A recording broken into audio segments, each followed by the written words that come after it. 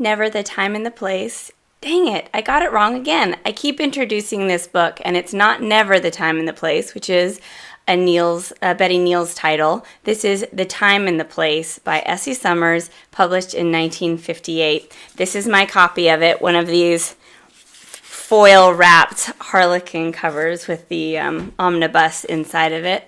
I really enjoyed this book, but I thought I would talk about it a little differently than I have in some of my other reviews. I've decided to focus on 5 things that I haven't touched on in my written review, or that I would like to talk about further. Let's talk about the title first, because I keep messing it up. This is a title based on a poem by Robert Browning called Never the Time and the Place.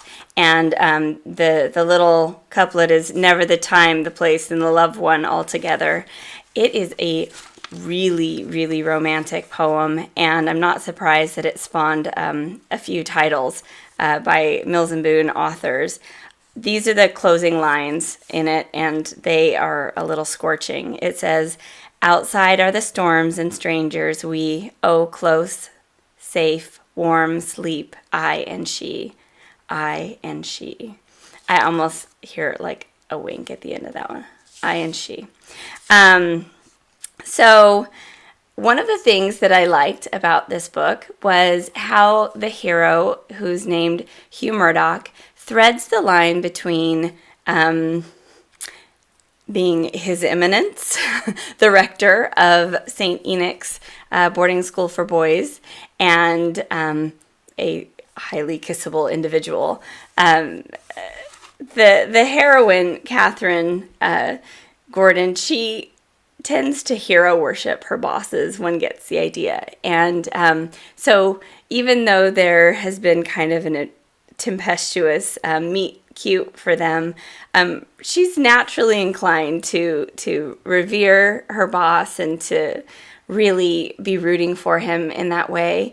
And Essie Summers does a really good job about showing us that this is a position to be revered and very honorable and admired.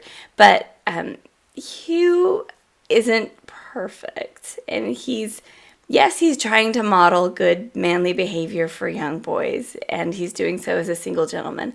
But he's also a little sneaky. I mean, he ends up saying some kind of snotty things to Catherine when she's discovered to be engaged to Ken, her rugby playing fiance.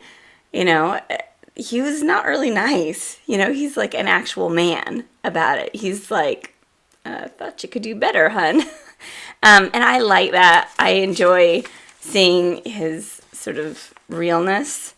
Another thing that I really liked in this book that I didn't even touch on in the written review is a subplot with a boy named Roddy. He is a very small boy who boards with the school. His mother ran away with somebody, and his father's trying to raise him, but he works as a traveling salesman or something.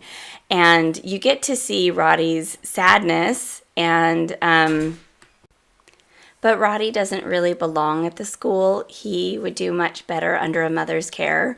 And you see him really struggle and suffer. And Catherine has a very soft spot in her heart for him. She also happens to have a fantastic single gal of a interesting age.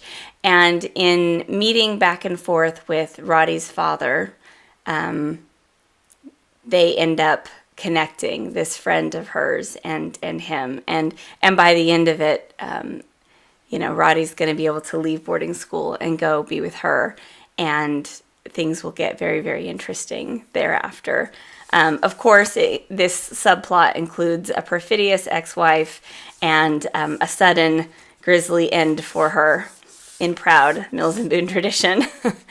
The third thing is the pornographer who is discovered to be a young man, I guess, who worked on a ship traveling around the world, and then ended up working on a farm, and that's how sort of the lurid literature and Egyptian postcards make their way to the boys at the boarding school. And I thought it was interesting that he would have been a shipboard